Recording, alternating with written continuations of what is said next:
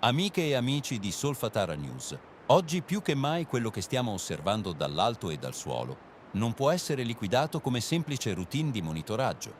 I campi flegrei non danno segnali casuali. Quando qualcosa cambia, lo fa attraverso una serie di indizi che si sommano, si rafforzano e finiscono per raccontare una storia precisa.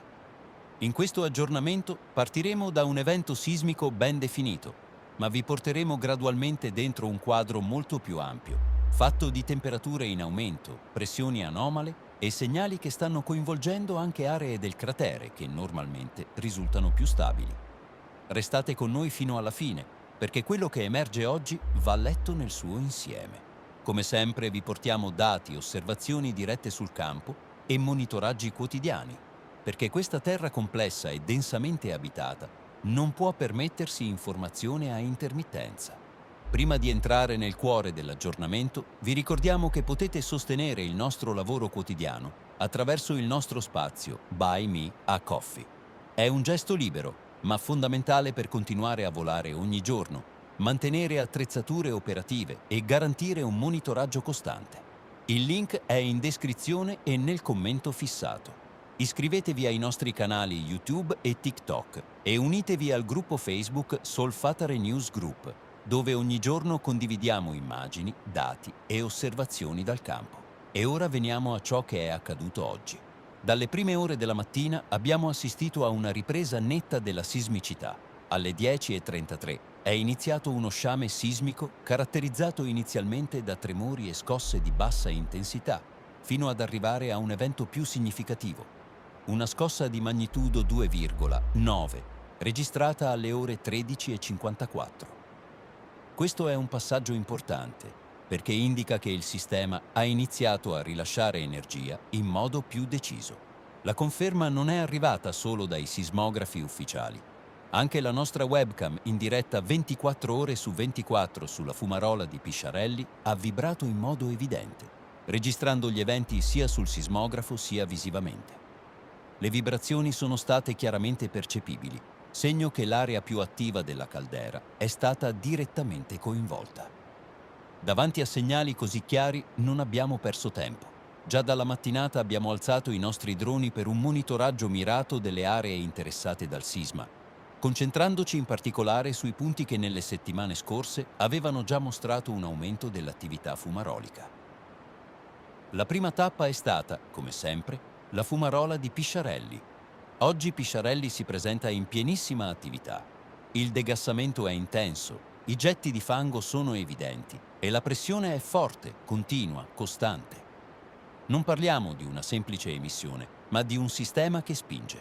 Qui abbiamo rilevato una temperatura di 106,7 gradi centigradi. Guardando il grafico che mostriamo a schermo con l'andamento delle temperature dei giorni precedenti, si nota chiaramente una tendenza costante all'aumento. Questo non è un dettaglio secondario.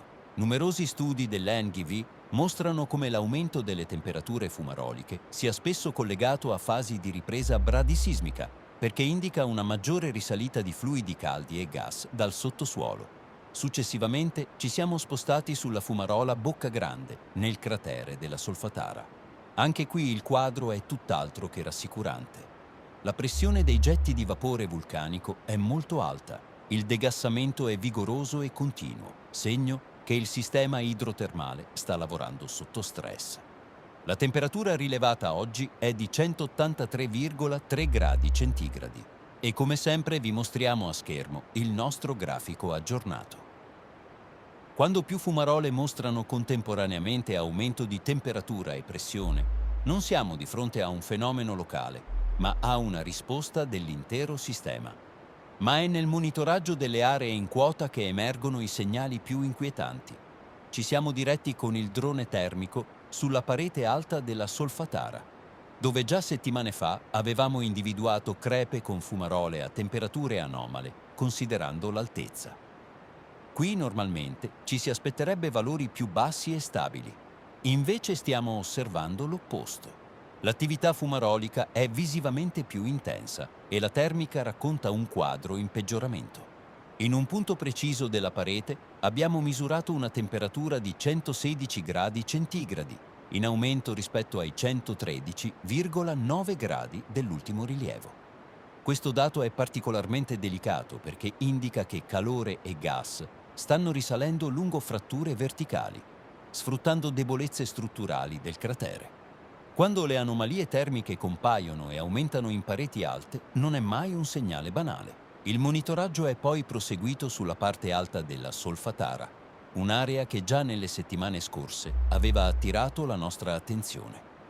Qui avevamo registrato una temperatura di 92,3 gradi centigradi, mentre oggi la stessa area segna 95,3 gradi centigradi. Anche in questo caso non vediamo alcuna stabilizzazione, ma un incremento lento e continuo. Il fatto che anche le zone più alte del cratere si stiano scaldando indica che l'energia del sistema sta risalendo verso l'esterno in modo sempre più diffuso. Tutte le temperature rilevate oggi, senza eccezioni, sono in aumento. E questo dato diventa ancora più significativo se lo colleghiamo all'innalzamento del suolo, che continua a mantenersi su valori molto elevati, intorno ai 25 mm al mese. Ricordiamo che a marzo 2025 si arrivò a circa 30 mm al mese e poco dopo si verificarono sciami sismici molto intensi, culminati con una scossa di magnitudo 4,6, la più forte degli ultimi 40 anni. Negli ultimi 2 mesi di apparente calma sismica, molti hanno smesso di seguire l'evoluzione dei dati, pensando che la situazione si stesse normalizzando. Questo è un errore. Ed è proprio su questo punto che, 2 giorni fa, è intervenuto il vulcanologo Mastro Lorenzo. Nell'intervista di cui abbiamo parlato ieri, il professore ha semplicemente ribadito un concetto scientifico fondamentale. L'assenza temporanea di scosse non significa affatto che la caldera si sia fermata, perché i processi di accumulo di energia possono avvenire anche in silenzio. Eppure, invece di discutere nel merito scientifico, molte persone hanno reagito in modo vergognoso, insultandolo e arrivando ad affermare che gli piace il bradisismo, che gode quando ci sono le scosse o che fa allarmismo per visibilità. Accuse gravi, infondate e profondamente offensive. Noi di Solfatara News ci dissociamo con forza da questi comportamenti. Mastro Lorenzo non ha mai fatto il tifo per i terremoti. Ha sempre descritto i fatti per quello che sono, spesso chiedendo maggiore attenzione, maggiori controlli e maggiore tutela proprio per la popolazione che vive sopra questa caldera. Attaccare chi spiega la realtà scientifica significa solo rifiutare una verità scomoda. Il messaggio finale è uno solo ed è chiaro. Non è il momento di abbassare la guardia. I segnali ci sono misurabili, coerenti e convergenti. Sismicità, temperature, degassamento e deformazione del suolo stanno parlando la stessa lingua. Ignorarli sarebbe un errore gravissimo. Noi continueremo a monitorare, volare, misurare e documentare ogni singolo cambiamento, ogni giorno, senza filtri e senza pause. Grazie per averci seguito fino alla fine.